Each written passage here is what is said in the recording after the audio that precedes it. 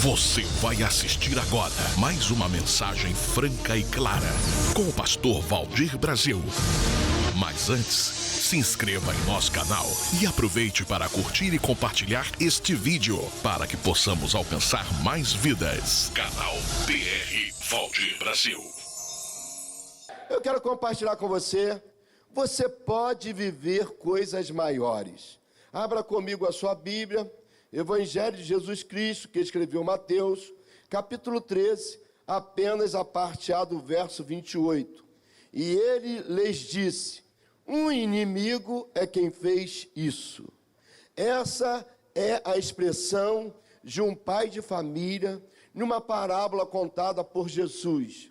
E Jesus disse que o reino dos céus é semelhante a um homem que planta boa semente. Esse homem prepara a terra, ele irriga a terra, ele prepara a terra com adubo, ele aduba a terra e depois ele lança uma boa semente. Porque todo bom agricultor, ele sabe que o sucesso de uma boa colheita está primeiro na terra que ele lança a semente e na semente que ele lança na terra. Então ele prepara a terra, transforma em uma terra boa para receber a boa semente e ele lança a semente de trigo. Planta trigo.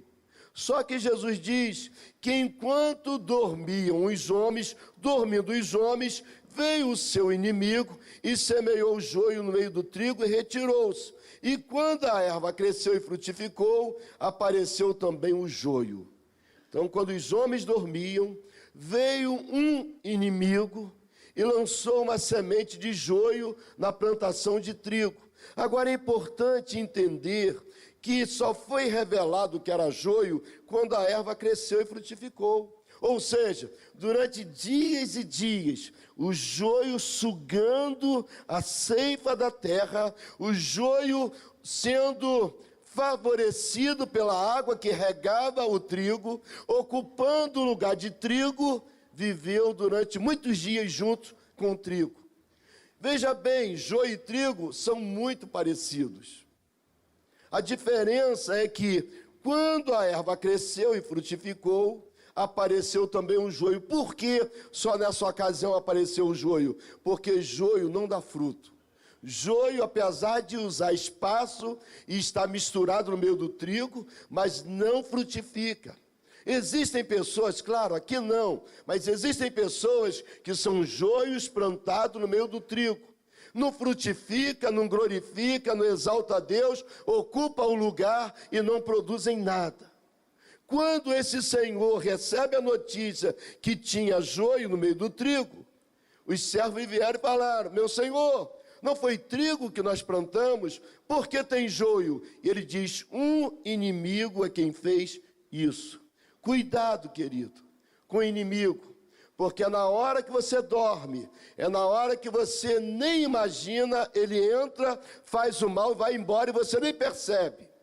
Verso 30, por ocasião da ceifa, direi aos ceifeiros, colhei primeiro o joio e atai-o em molhos para o queimar. Então joio, o final do joio é no fogo, queimando, mas o trigo ajuntai-o no meu celeiro. Essa foi a orientação do Senhor para os servos. Porque os servos ficaram tão preocupados, falando: Senhor, nós vamos para lá agora, e nós vamos arrancar o joio. E ele disse: não, vocês não podem arrancar o joio, porque se vocês tentarem arrancar o joio, vocês podem danificar o trigo. Deixa, porque esse não é o trabalho para vocês. Esse trabalho eu vou mandar os ceifeiros, e eles vão separar trigo de joio. Um inimigo fez isso. Por que o inimigo faz isso? Para roubar a expectativa, para roubar o que Deus tem de melhor.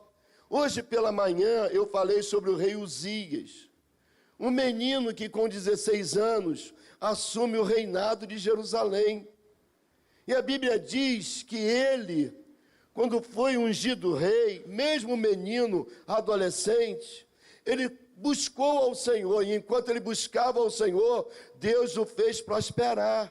Uzias foi um rei diferenciado, reinou durante 55 anos sobre Jerusalém, e no reinado de Uzias, Deus fez coisas extraordinárias. Foi um rei que criou armas naquela ocasião que ninguém conhecia, o que nós chamamos hoje de canhão, de armas que lançam à distância. Ele fez armas como uma grande seta que lançava pedras a longa distância. A Bíblia diz que a agronomia de Uzias prosperava tanto que nenhum rei conseguiu fazer o que ele fez. E ele foi se fortalecendo no Senhor. Mas um dia entrou um inimigo, diga um inimigo. Um inimigo entrou no coração de Uzias. E tendo se fortalecido o seu coração, ficou vaidoso, prepotente, achou que era mérito das suas mãos e resultado da sua inteligência. E o que ele faz? Uzias entra na casa do Senhor. Tem alguma coisa errada em entrar na casa do Senhor? Não, muito pelo contrário. Nós precisamos estar na casa do Senhor. Só que Uzias entrou na casa do Senhor com o coração contaminado, porque um inimigo entrou no coração de Uzias. E Uzias vem para queimar incenso no altar de incenso. Tem alguma coisa errada queimar incenso na casa do Senhor? Não, era oferta. Só que Uzias era rei, não era sacerdote. Existem pessoas que confundem as coisas. Pensam que pode fazer tudo que dá na cabeça. Cuidado, querido, quando esse inimigo entrar no coração de alguém e mudar a mentalidade de alguém. Gente que tem mente cauterizada, que não sabe discernir o puro do impuro, o santo do profano, o vil do perecível. Tem gente que não aprendeu que tudo que acontece na nossa vida é a mão do Senhor, é a graça. Uzias pensou que ele mesmo se bastava. Já viu alguém que fala, louvado seja eu, glorificado seja o meu nome, porque eu sou bom mesmo, sou eu que faço. Cuidado quando você pensar assim. Reconheça que se você está vivo, é bondade, é graça, é misericórdia do Senhor. Reconheça se o seu nome está escrito no livro da vida, foi através do sangue do inocente derramado para pagar os seus pecados. Isso não é mérito nosso, é graça, é bondade, é favor de Deus. E Uzias se elevou no seu coração, pensando que ele podia fazer o que desse na telha. Eu costumo dizer sempre que o cara pode ser general lá no quartel, pode ser coronel lá no quartel. Aqui não tem ninguém maior, nem ninguém melhor. Aqui todos nós somos servos do Senhor. Grande aqui é o Senhor da igreja. Poderoso aqui é o Senhor da igreja. O resto aqui é tudo servo. Não tem ninguém maior, nem ninguém melhor. E de vez em quando a navalha de Deus passa. E quando tem um pescoçudo, perde a cabeça, porque degola. Pode ser grande lá na empresa dele, dá ordens, os empregados obedecem. Aqui, todos nós obedecemos ao sumo pastor, ao pastor dos pastores, ao nosso Deus o Todo-Poderoso. Uzias pensou que porque era um rei bem-sucedido, podia fazer o que quisesse. E aí o sacerdote diz para ele, por que você está fazendo isso? Isso não vai servir para nada para você. Não vai te dar nenhum valor. E a Bíblia diz que apareceu a lepra na testa de Uzias. Escuta, lepra representa pecado. E quando alguém esquece que tudo que aconteceu na vida foi Deus que fez, Deus tira a bondade e a graça. Porque Deus não aceita alguém dividir a honra e a glória dele, a honra e a glória do Senhor. Deus não divide a sua glória com homem algum. Lúcifer tentou e foi jogado do céu abaixo porque queria ser igual a Deus. Uzias quis trazer para ele a glória que não pertencia a ele. Irmão, eu quero te dar um conselho, não permita jamais que um inimigo entre no teu coração, na tua mente, para trazer estrago na sua vida. Uzias ficou leproso e como leproso não podia conviver na sociedade, foi expulso, foi morar em uma casa fora da cidade, fora do palácio, morreu e não foi sepultado no cemitério junto com os outros reis de Israel, foi sepultado em um lugar improvisado, porque adquiriu o pecado e o pecado trouxe a morte sobre a vida de Uzias. Cuidado com um inimigo. Eu estava meditando sobre a história do primeiro rei de Israel, chamado Saul. Saul sai procurando as jumentas perdidas do seu pai.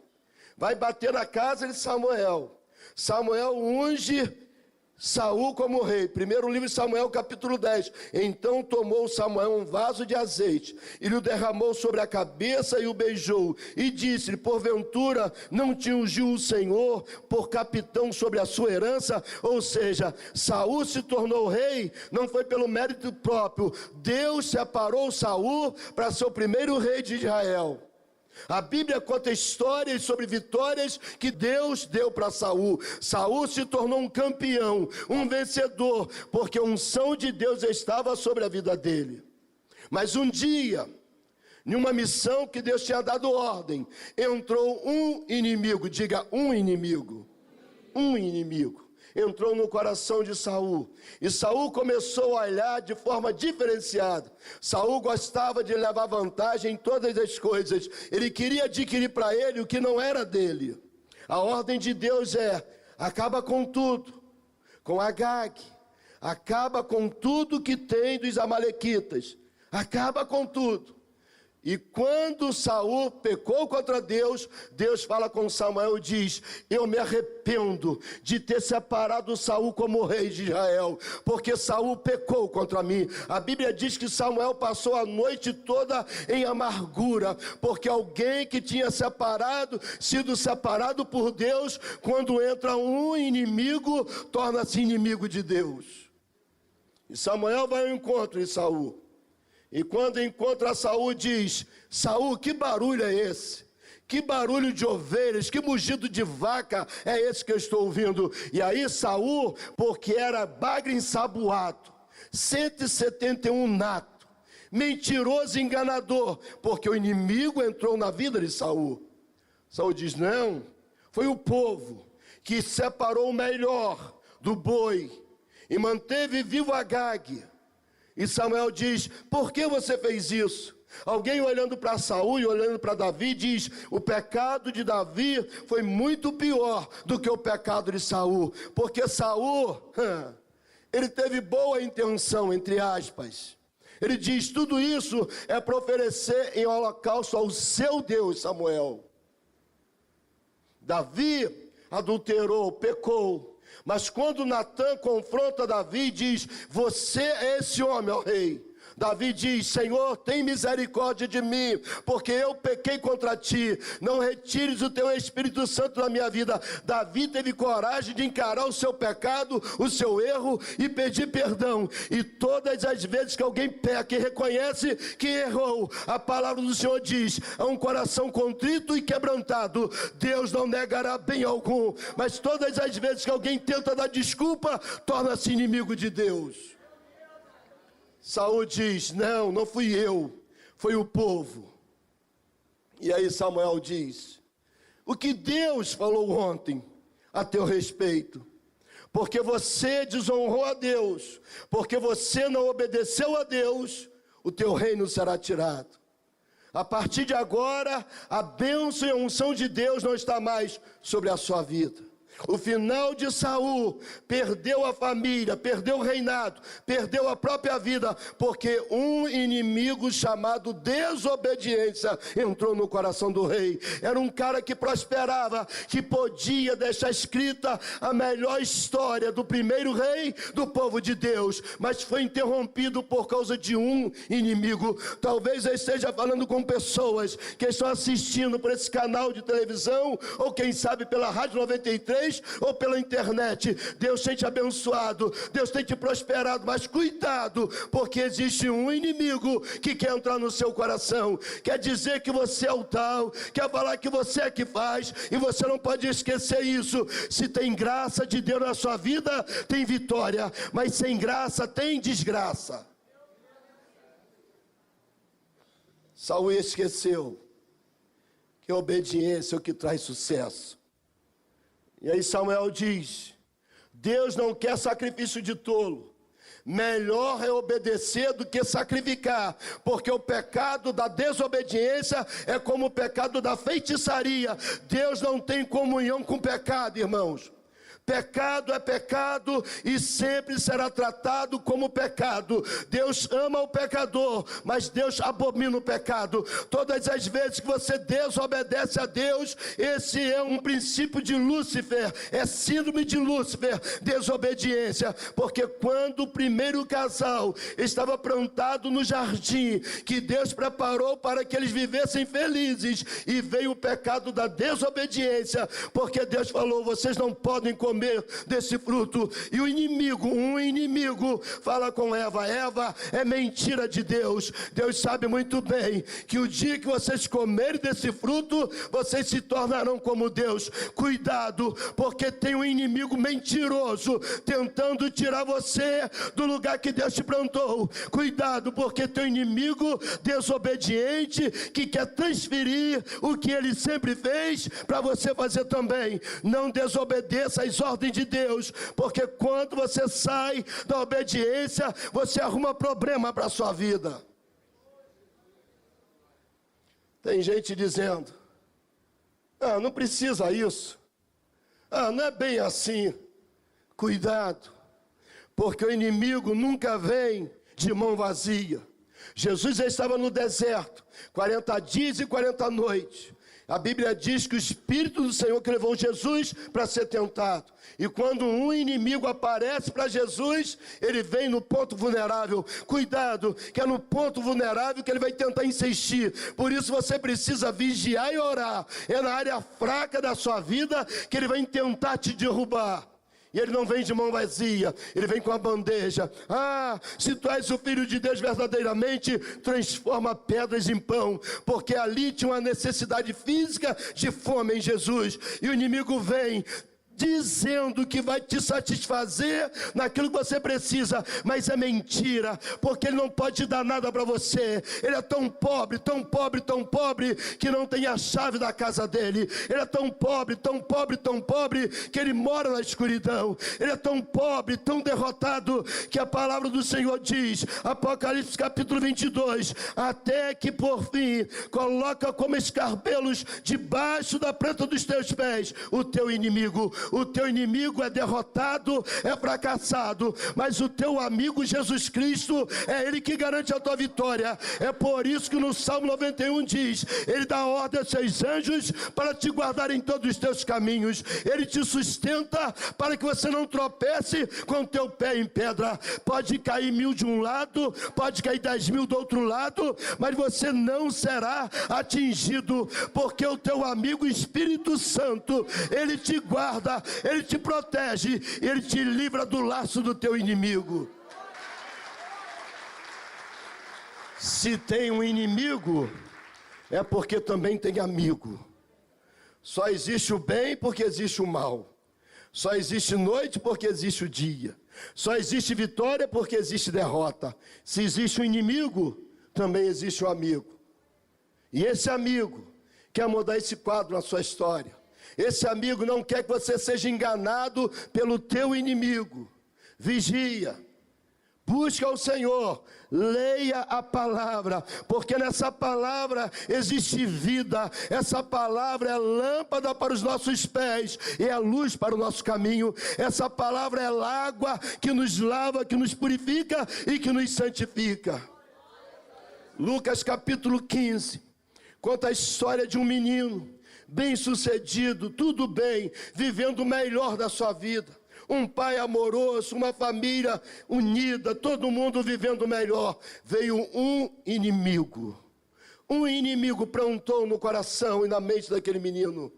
Você não precisa do seu pai, você é autossuficiente, você pode viver a sua vida com liberdade. E um inimigo que entrou na mente daquele menino faz com que ele saia de casa levando toda a fortuna, joga tudo fora. A palavra do Senhor diz, Jesus contou essa história, que quando ele estava no fundo do poço, sem nenhuma esperança, sem nenhuma saída, veio um amigo e fala para ele, você está passando fome, mas na casa do seu pai tem abundância de pão.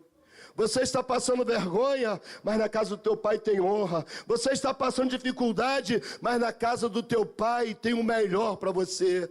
E aí um amigo fala no coração dele e dá uma palavra de esperança. Ele toma posição e ele diz: levantar-me-ei e irei ter com meu pai. E quando chegar diante do meu pai, eu vou dizer: pai, eu pequei contra você, eu pequei contra o céu, eu pequei contra a terra, eu já não sou digno de ser chamado teu filho. Você pode me tratar como um dos seus servos. Só que quando ele vem no meio do caminho e ele encontra o pai o abraça, beija o filho, ele começa o discurso dizendo: pai, eu pequei contra ti, eu pequei contra o céu. O pai interrompe o discurso, porque o pai não queria ouvir uma história de derrota. O pai sempre tem o melhor. O que o inimigo tentou levar, o pai tem restituição para você. O que o inimigo tentou tirar, há uma festa preparada para o pai, para você. Creia, porque Deus tem o melhor da sua vida.